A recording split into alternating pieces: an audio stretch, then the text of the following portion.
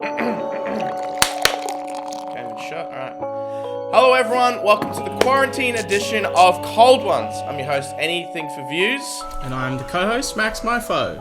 Before we begin today, our sponsors. Cool shirts. As always, head over to shirtswithz.cool. Use code Cold Ones for 10% off. Vessi and NordVPN. Joining us today is old school YouTuber, veteran of the game, talk show host, game show host, and a very attractive man, Sean Evans. Thank you for joining us, Sean. Thanks for having me. Long overdue on this one. Yeah, very, very special guest for us, I would say. I wish we could do it in person, but with COVID, it's very unlikely anytime soon. Plus the location in Australia is semi-inconvenient for me. But I'm happy that we're making it happen now, you know what I'm saying? It is tradition on the show to start off with a shot, so what is your poison of choice? So I'm not really a drinker, but I did have some Bacardi hanging out. Like some spiced rum, you know, stuff gets like sent to the house for whatever reason. I'm like spicy guy, so I get lots of hot sauce and weird stuff. So I got some spiced rum here, shot ready to go. I'm ahead of you. All right, sweet. I got my tequila and my Corona. Let's cheers and let's start off with a bang. Cheers. Cheers, gentlemen. Haven't had that taste in a while. Do you get sick of people sending you spicy stuff, Sean? Yeah, you know, like packages will just show up at the house. I don't know who sends them or why. Like yesterday was kind of awesome. Like Joe's KC, it's like this famous barbecue joint. They just sent me like a whole freezer full of meats. I got some like umami burgers from like Major Lazer because like Diplo has a new song. You know, like everything that used to get sent to the office is now coming to the apartment. So it's like a little Christmas every time, you know, like the NFL sent some stuff for like opening weekend, like bags of chips and stuff. I don't know. It's just like a grab bag every time. So with COVID, generic question as well, have you been obviously you've been heavily affected by it, but what do you reckon the worst thing about it is when doing hot ones besides in person? Dude, it sucks. I mean, like, there's obviously, you know, the technical stuff, you know, you have to rely on the other person for video and audio, and sometimes that gets messed up, or even if they do it right, you know, you could, like, have some sort of, like, corrupt data error, or, like, some upload issue, or, like, whatever. On top of all of that, like, you know, they're pushing their movie release, they're pushing their book release, they're pushing their album release, like, no one's really in a promo cycle. Like everyone's kind of like stuck in a holding pattern. So it's challenged us. Plus like nothing really prepares you for it. You know, like we have the same crew, the same team that we've been working with since the beginning. And then these are all just like new challenges that we're now just faced with. So making it all happen. The other thing is we've had like people are like flakier now. Like maybe they won't show up like when it's time to like do the Zoom, not give you any advance notice. And we do so much like preparation and research ahead of time, and then we have to now on a logistical level make sure we can get them sauces in time and time for the shoot and like turn around the edit. So it's all been kind of like a crazy Rubik's Cube to snap into place and a total pain in the ass. But on the positive side, like, you know, we're still doing it, like we're still going, like we're still trying to make the best show that we possibly can. Now we're in people's homes. There's no policing of like how people are saucing wings, so we send like a best practices PDF out. No one is reading that shit. Like people are just dumping sauce all over the wings. So they've been these kind of like crazy kamikaze like anarchy episodes, which have been like kind of charming and like a nice byproduct of all of this. But overall it sucks. Like I can't wait to get back in the studio. No one wants to get back in the studio worse than me. It's definitely a great appeal to see celebrities taken out of their comfort zone with hot sauce. I love seeing like a really well put together, because you had Margot Robbie, am I saying her name right? Yeah, Margot Robbie. On there, and she is a beautiful actress. And a countryman.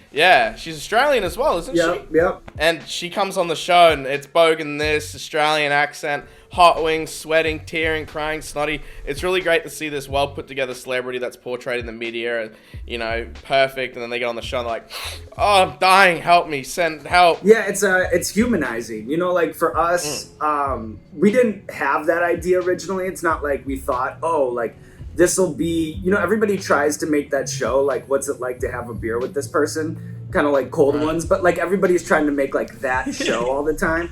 But no one can ever really make that show. And I think that we did kind of make it accidentally, because celebrity is this thing that by definition is this unobtainable lifestyle status. But then there's nothing that every person can relate to more than just dying on hot sauce. So it really like knocks everybody down to a real human level, and I think that that's kind of what people enjoy about it, is it does take people off a pedestal on the show. Right. Now I think there are a million shows where like a celebrity takes like a lie detector test, and then they like build IKEA furniture, and then they like do this, and then they do that, and then they. There's one where they eat the gross stuff. I can't remember what talk show that is. Oh, it's Corden. Corden does that. So like now there's like a million of those things, which I think Hot Ones, to its credit or to its blame, has probably had something to do with that. But like, I think that like now, I don't even know if like Hot Ones breaks through. I think like it had to be 2015. Like YouTube had to be what it was. Like it had to exist. Like I think about all the crazy coincidences that had to happen like exactly right for it all to work. And even early on, like the show like wasn't pulling views or whatever. Like we used to joke about like I'm eating like a lot of really hot chicken wings, and like no one gives a shit, you know. And like even the ways that like it was kind of trying to like people tried to like package it and sell it. Like there's like a million ways that it could have gone wrong and just didn't somehow. Like it was just what was the exact moment where like it went somewhere? Because like you said, it started off, it was a bit slow. Do you remember the moment where you had a celebrity or you uploaded an interview? Like which interview or which celebrity was it that kind of, you know, skyrocketed the show and made it the success it is today? The first real breakthrough episode was the Key and Peele episode. Like that was the first one that we put it out, and it was like a big hit on Reddit and like had millions of views and stuff. Like that was the first time I was like, whoa, like the internet is like paying attention to what we're doing. What I was encouraged by is that it like lifted all the other ships. Like people discovered the show and then they like binge watched the back catalog. And that's when I knew I was like, oh, we're on to something. Like I was always really into bingeable shows. So I was like, oh, we're making that like bingeable show that I always wanted to make. So that's one. I think like the Kevin Hart episode is another episode that kind of like took it to another level. I think that like once Charlize Theron came on the show, then I think like, then I was like, well, then anybody could be on the show. Like I think that put us at a certain level. And then like getting Gordon Ramsay on the show was like the next thing that like took it up a level. And then that was a huge meme for ages as well. Everyone was like, get Gordon Ramsay. And as a viewer, when I saw that, I was like, oh my god, they pulled it off. It's like 70 million now, I think. That was like I think it was just because like that was like an internet fantasy daydream that like came to life. And I think that that's like what's kind of cool about YouTube is the audience can like actively shape and inform like what you do in your show. And that was like such a manifestation of that. All right, let's move on to another shot, I think. Have you even opened that beer yet, Mr. Evans? Look at it, it's cracked. It's cracked, just double checking. Can you give us the blessing that we're the one show that can have the name that's a spin-off of Hot Ones? Can you give us your official host blessing with this cheers? First off, you know I fuck with you guys. So here's... I thought the thing with our name was, the show has nothing to do with Hot Ones. Like a lot of the other things, it's like, oh, this is a Hot Ones parody, but now they're keeping it going as, like this was kind of like, Cold Ones is a thing, especially in like Australia, having a cold one with the boys is something. And then Hot Ones, and then obviously we stole your sign as well, but that's about it. So you don't have to sell me, Max. I'm already along for the ride. Like it's good to go. You have my blessing. I love the show, and cheers to you guys. Thank you. Cheers. Big shot. I just wrote it in words. We can always link to it or post it and be ahead of the curve. You know? I don't like shoes. Every pair of shoes I buy ends up looking like shit, feeling like shit, or inevitably going to shit due to subjecting it to my enormous 300 kilos of weight. Stop. I also spill lots of alcohol on my shoes because I'm a belligerent drunk. That's why we're glad to be partnering with Vessi. Vessi makes shoes that are stylish, fashionable, and 100% waterproof and grog-proof. Bring me a beer. I'll spill beer on it now to test this theory. Get him in beer. Okay. Man, those actually look pretty fresh. They smell good. Can I have those? No, they're mine. You overflowed the beer, man. No problem with Vessi. It's beer-proof, Scott. Look, phones aren't waterproof. Look. Oh, wait, this isn't mine. This is my assistant's. With Vessi, not a problem. Dry as... What's dry? Dude, do a shoey out of it. And not only do they not break underneath my enormous weight, they also don't break the bank. And they come in lots of different varieties, shapes, and styles. This one's my favorite. Looks like I play tennis, but I don't. Whoa, do you play tennis? Yes! They're cruelty-free, lightweight and breathable. They keep you cool in summer and warm in winter. So if you're in the market for fresh new kicks, head to the link in the description and use code COLDONES to get $25 off these already super affordable shoes. Look! My feet! They're not wet! They're dry! Look at this! Dry as a bone! Oh, don't you do that! Going back to people that have ripped off your show, because there's a lot. there is a lot. And it's not just YouTubers that ripped off the show. Now there are traditional media companies that have started like complete clones of Hot Ones. How do you feel about that? Feel free to get angry. Well, like when it first started happening, like I remember we started the show, but like we weren't getting anywhere with it really. And then I actually saw the first thing I saw was Fox Sports Australia. These fucking rugby bros were like doing the show exactly, like the same sauces and everything, and they were calling it like burning questions or something like that. And they were doing it exactly. And the reason like it came to my radar was because like people were coming after me. Like we'd drop a Hot Ones episode and they were like, you guys are just copying burning questions or like whatever, like burn, like whatever this show was. It's like these like rugby dorks. And then in the same weekend, BBC did a show called like Burning Topics, and I saw like their camera angles were the same. Like she'd be like, how are you around spicy food? Like I was like, what the fuck? And then, you know, like I've seen like things in the past, like I think I went after like MTV recently because they did something. And then what would drive me like crazy is I'd be like, why do people who rip off our show rip off our shitty set? Like, if you were gonna just rip off the show, like, isn't that an improvement that you'd make? Like, I never understood why people would then, like, bootleg the set that we had because we just didn't have anything. I was like, that makes no sense to me. So, like, early on, like, yeah, I would get my blood going. I'd get kind of, like, a rush off of it. I'd, like, take shots on Twitter and stuff. And then, I don't know if it's, like, old age or whatever, but, like, now I like don't care at all. Like, I think it's like just kind of inevitable with the internet. Like at some point, like this stuff ends up happening. I think it's like a little annoying. Sometimes people be like, it's a parody, but it's like, I don't know. Like you can't just make like a worse version of our show. Like we already have a comedy show. So like the bar for parody is like a little bit higher than I think a lot of people on the internet think it is. It's one thing to do a parody, but it's another thing to do a parody and then keep that format and be like, oh yeah, we do this as a regular thing now. Like I think like a one-off thing where it's like an actual Hot Ones parody is something, but yeah. What do you think about like the funny edits, like the meme edits that people do? The one that stands out in my head is the Paul Rudd one where he was interviewing himself. Well, I really like the second life that the episodes take on. You know, like after the episode, like what's weird is like the other week I did something with Paul Rudd, nothing to do with Hot Ones or whatever, but like it was the first time I saw him since we shot the episode together. And that's what we talked about. We were like, dude, how about that? Like, look at us. Who would have thought? Not me. Like, that became like hilarious, bigger than Hot Ones. And like, that was the first thing that we just started talking about. We were like, dude, blah, blah, like, can you believe that like this is that thing? And he's like, dude, he's like, I didn't even know. Cause he's like not on social media. He's like, so people will be on the street just being like, look at us, you know, and he'd be like, why are people talking to me like this? You know what I mean? Like, it is funny though, like what the internet can just like grasp onto, because like when we walked out of that interview, I was not thinking about that line. Like when that line happened, I wasn't like, oh, this is gonna be like a big meme or whatever. Like when Shaq was like, I apologize, Kansas, and did like the face, like I was like, oh, I bet that'll be a thing. That's that everywhere. people I remember get. seeing the Shaquille O'Neal face like everywhere on Reddit at some point. And people were commenting like, where is this from? Like people don't know, and that brings traction to the episodes as well, I'm assuming. Yeah, like when that happened, like I was like, oh, that's like excellent internet happening. Like when it happened, I knew, but like with Paul Rudd, when I was like, look at, like, hey, look at us. Who would have thought not me?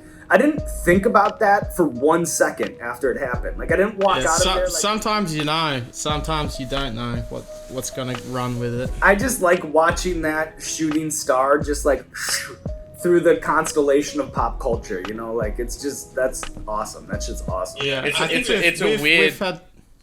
It's a weird badge and honor, and also like an award. Like this is from us. You know what I mean? And it lives on the internet forever, which is like one of the greatest things in the world. When you're done, when Hot Ones is over, when Cold Ones is over, whenever you look back on it 10 years later, if people are still posting that, that's a weird, sensational feeling. That even if they don't know where it came from, you're like, I did that.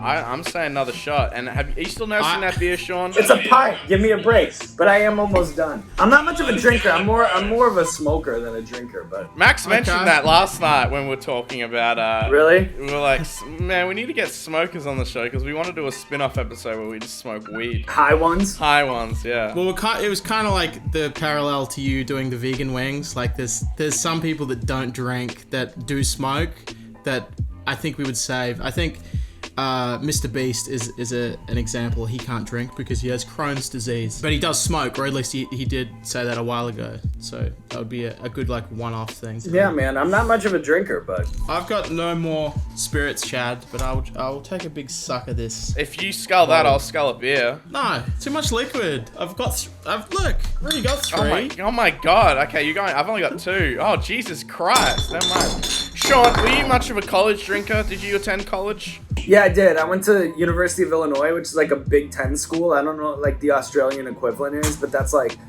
like big state school, like tons of like frats and like big Greek life, like frats and sororities. So you've done a lot of drinking, yeah? Yeah, but I think I grew past it at some point. And then I want to see if I can bring out that frat boy in you and see if I can get you. Well, I was never in a frat or anything, but I used to get down like that a little bit more, but now I've switched habits a little bit. But for you guys, I'll bring the frat boy out. I gotta. Okay, let me grab a beer. Hang on, wait. Grab a beer, Chad. Chad's a machine with a full bottle. Oh, I haven't done that in a hot minute. We interrupt this program for a science experiment. This beer represents your data when using the internet without a VPN. Watch what happens when I try to take a drink. This beer-sucking gremlin represents your ISP, public Wi-Fi, or the government that wants to suck all your data and steal all your information. And these scissors represent NordVPN. Bruh. NordVPN helps you keep your data kept to yourself so no one else can share it or get a hold of it. NordVPN has 24-hour support, lightning fast servers, and they're located in Panama where there's no data logging. And right now, you can get 68% off a 2-year plan and 1 month free by going to nordvpn.com/cold ones. That's only $3.71 a month. And best of all, they have a 30-day money-back guarantee. So there's no risk trying NordVPN today. My data. I wanted that. Go to nordvpn.com/cold ones and take control of your internet today. And thank you, NordVPN, for sponsoring this episode of the podcast. Data. And now back to your bold guest, Sean Evans. Can we do the photo segment, please? Can we do one more shot before the photo segment? Can I get that out of Mr. Evans? You talk about lowering inhibitions with hot wings. You're just trying to poison him with alcohol. Well, one more shot, and we'll bring up some photos. Cheers. Cheers.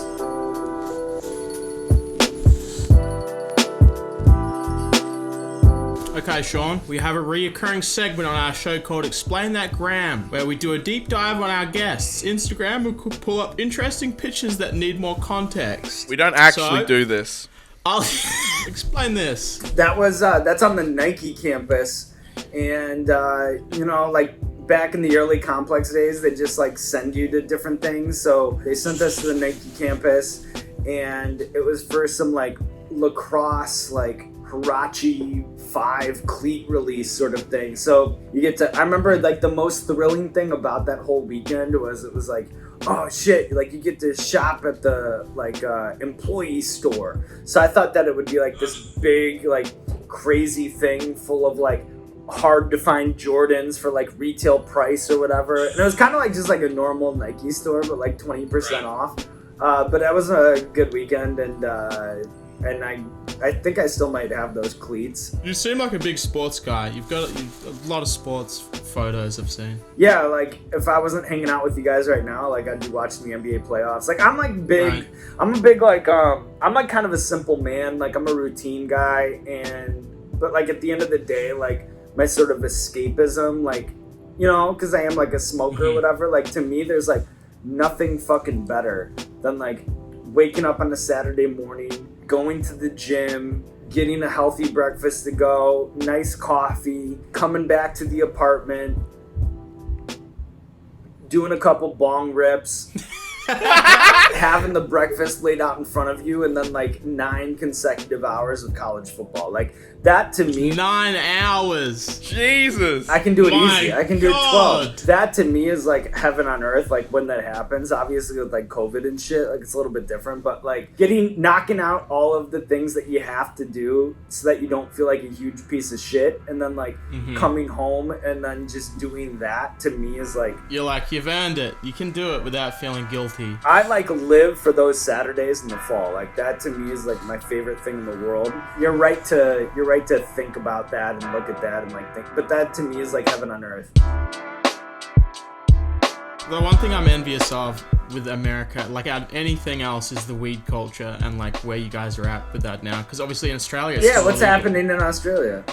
Illegal. I think there's movements like it's very, very slow. I'm in New York. It's still illegal out here. You know, obviously, I spend a lot of time in California, and I spend a lot of time in Illinois, and both those places are legal. And it is like nice to have those places because it's kind of like when I discovered wine, and you can like try to figure out like, oh, what wine do I really like? Like same with weed, like. Once it's all like on a real sort of industrial level and they can like break everything down, you're like, well, what strain does work for me? Like what edible does work for me? You know? I feel like when- here it's like, what does the local fucking seller have? I have no idea about any of that spectrum of things that exist. I remember being in LA and it's like going to MedMen. Yeah, You that's go like into a unbelievable. dispensary and they're very professional. Like you want a body high, you want to mellow out, you want to like that. MedMen is like an Apple Apple store. It's like an Apple. Yeah. Yeah. One thing that I'm very appreciative of is like Hot Ones is huge among MedMen employees. Crazy. Like every time I walk in there, I get like VIP service. Like every time I walk in there, people are like, whoa, like I've never felt like more like a celebrity than when I walk into MedMen. Honest to God. So then those guys like show me everything and then like whatever, and you can just like carry that shit through LAX like back to like I guess you take the risk of like once you land in New York, maybe saying this publicly on a podcast is a bad idea, but then you're like whatever, like they'll let you like kind of carry a lot in like your carry-on bag or whatever, but like like once you get to that like industrial level, like the weed and like the quality of like marijuana products in LA compared to like what I just get from like my high maintenance guy here in New York who like just rolls up on a bike and like opens up a tackle box full of shit Right, and is like, what do yeah. you want? Like it's so different. It's so different. Alright, so speaking of drinking, there's me clanking some beers with Joji. Who is that handsome man? That's Joji. I meant the bald one. That's me. So Joji showed me around like a Japanese convenience store, basically. Like there's like a whole. I watched that video. Thank you, Chad. You guys you've done a whole lot of things with George on that channel. Well, you've done a lot of things with George. Yeah. Did. No, we're still friends, but you know he's in the upper echelon now. We're still in the lower bracket pits of YouTube. No, that's like a placenta face mask that you can get from like a. So that caption is real? That's real as far as the marketing on the box. Like they advertised it as a placenta face mask. Wow. Isn't That's placenta the discharge? gross. before Who you give knows what birth? kind of gray area Yes. there is there, but like that's how it was advertised. And then like Joji was like, these are the best face, like he knew the best face masks. He's like, these are the best face masks. You know, I kind of met George like when he was making that transition, like from doing the internet stuff, like to doing music stuff. I think in a lot of ways, like his Hot Ones episode is kind of like a real sort of like breakout into his music. That episode's still in the top 10 most viewed, I think. You know, and I told him that. I was like, dude, you know your episode is like, I think it's like top 5 or like top 6. Like it's like, dude, you know that you like dunk on like Scarlett Johansson and Paul Rudd and like dunk on it's like kind of crazy. Yeah, all of it. How did you guys end up linking up? I think we linked up with back when you could message on YouTube. I was just like, I like this stuff that you're doing. Like, do you want to do a video? And then I was doing vomiting stuff at the time, like with the milk challenge stuff. And I think George was like, I want to make a cake. You could mix like the ingredients inside your stomach and then vomit it out, since that's the sort of stuff that you do. And then I think that was the original messages to do with that. Wow. And then he flew to Australia and we did that, and then he would always come back to Australia rather than any of us going to America. You did say 2 years ago that you wanted to drink like an Australian. And by the way, you tweeted at Max. You realize I started the show, right? I was just a guest at the time. Bro, put me on the show. I can drink like an Australian. I'd like to walk that back just a little bit right now, but there's no walking back. Those are big shots, Sean. I'm not gonna lie. That's a big shot glass. This is my last shot. This is my last shot of the night. Okay. That's fair. Cheers. Everything's bigger in America, honestly. I mean, I'm like a guy that does hot sauce interviews. Like, I'm into committing to it, you know? What's the weirdest fan interaction you've ever had, or the most strange? Is there any? Yeah, I mean, do you at times wish that it was like a switch that you could turn on and off? Oh, absolutely. Definitely. Because I feel like you have to always be not only on, but presentable and stuff as well. Like, the worst thing that happens, like, to me, because, like, I'll always eat an edible before I go to the airport. Then, like, if someone recognizes me at the airport, I'll be on, like, 80 milligrams. Like, I'll be, like, fucking, like, I'll be ready to, like, get knocked the fuck out, like, on a flight from New York to Los Angeles. So I'll be, like, fucking zoning. And then, like, I'll be in line, and somebody will come up to me and be like, hey, Sean, like, blah, blah, blah, blah, blah, blah. I'll be like, way too much to handle it. You know, like, I'll be like, you know what I mean? And, like, there's no way to, like, turn it off. Have you ever said, I'm very high, leave me alone? No, because I'm always just like that.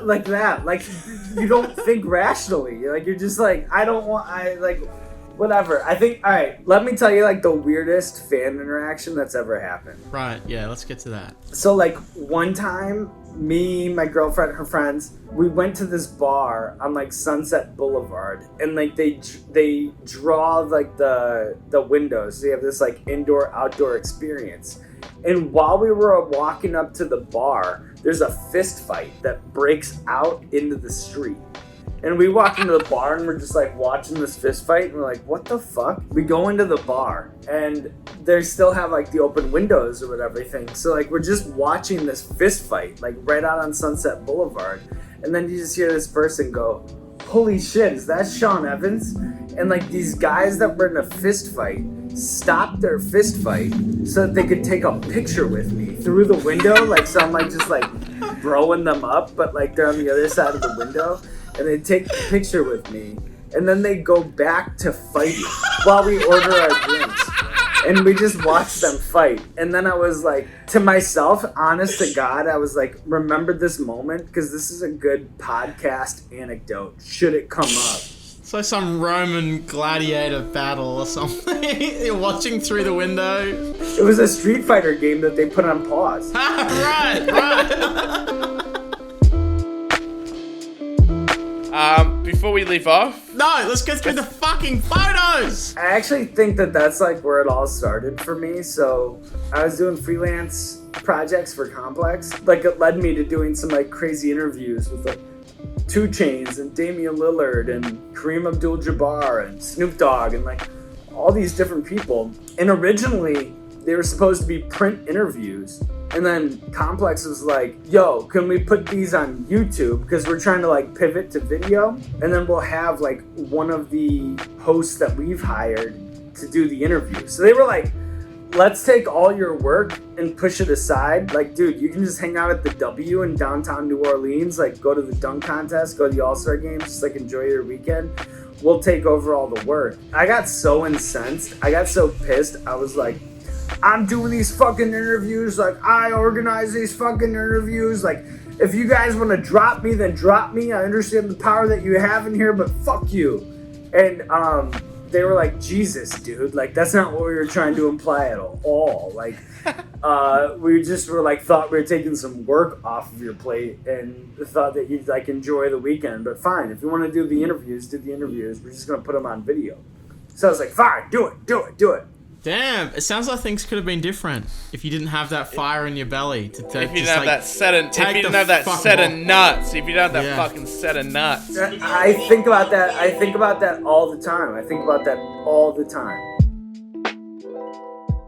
Where are you at now with that relationship? Like, are you happy with things are, and do you have like driving force with like negotiation and being because you're clearly the face of the brand. It's like it's a very strange thing that you don't have anything to do with the IP. It also shows that through videos because, I mean, like, you know, not comparing you to anyone else on the First You Feast channel, but everything that has your face or your brand in it tends to get significantly more views than anything else on the channel. I'm not sucking your cock or anything, but I'm taking it all in. I like this part of the interview. More importantly, why do you have hair in this photo? What's going on there? You know, I could still do that if I wanted to. You should do that for one episode. Bring up the photo of Neil Patrick Harris with no hair. You're happy with how things are, though, like how they're going. Though. Yeah, I mean, like at the end of the day, like I'm appreciative because things are better for me than they ever have been. You know, like at the end of the day, I'm appreciative of that. Like we could have regular jobs, you know, that are like whatever, but there becomes like the larger context of like whatever you're discussing, right? Where you could be like, look at what this is valued at relative to the eyeballs it draws. You can look at your own value and like figure out what it's worth in context of all of those things. Judge if you're being treated fairly or not fairly, and like wherever that lies. Like at the end of the day, like to me, I stay kind of chill publicly because like the people that are watching this or whatever, like shit's good for me. There's definitely there's a balance of like you don't want to be underappreciated, but also you've got to understand how good you have it as well. Yeah, and I would say that to like any creative out there. You know what I mean? Like you have to put in context whatever resources were laid out for you and like put a value on those things and not like just wholly hold to yourself like what's me. But at the end of the day, you can't undervalue what you contribute to this thing, and then at the end of the day, you can't undervalue the success of the thing. So I'm happy and like things are good and like things are great. But you know, like Max, do you go to like YouTube shows and like you'll see somebody that you never heard of and they have like 4 Teslas in the fucking garage and they have like a mansion? Like, you know what I mean? Like the thing that I find very interesting is a lot of the time there's not necessarily this hierarchy where it's like, oh, more subscribers, more money, more success. It's very sporadic. Like I'll find people that have managed to monetize things unbelievably better than other people that are like been in the game longer or have more subscribers, just because like things that they've done or certain avenues of opportunities that have been given to them. It's like it's all over the place. It's not like a very flat like a hierarchy that you can just look at. And 100%, like at the end of the day, sometimes I feel like a dickhead because I'm just like a guy with like a chicken wing talk show. So like how much could I even feel entitled to at the end of the day? But I guess it's like what the value of that thing is relative to like what you put into it. To me, Hot Ones is something like I love and that I'll want to do for as long as I can do it. And that's all it is at the end of the day. And like it's changed my life in a way that I can't even describe. And I hope it's changed the lives of like the people that watch it and stuff. So seeing that joy that you've given anyone else, like people that write into you like, oh, this, and especially like on the scale that you're doing things, there's so many people that are like, this has changed my life, or this is something that's keeping me going. Not even on that just high level, just general joy in people's lives that enjoy that entertainment. 100%. Like, that's what I've always, like, I understood the value of that because of, like, what those shows did for me. I try to, like, soak it up right now because I know, like, it won't happen forever. Mm-hmm. There's always other opportunities though, Sean. You can keep going. Hey, like I said, Ellen's looking for a new host, bro. I have to take a piss, boys. I need to pee. Whatever. Yeah, like, I also need to pee. I'm open to whatever, like, but Hot Ones is my obsession, my love. I hope it goes on as long as it can go on. Honestly, I say we wrap it up there. We've gone over time. Sean, it's been great, and it's been an honor. It really has. I need to piss too. I'm going to leave you here by yourself. I'm busting. All right, so this is Sean Evans signing off for Cold Ones. To Chad, to Max, thank you so much for having me on. I'm as drunk as I've ever been in a long time, but it's all been for you. Cold Ones for life. I love it. I'm leaving meeting.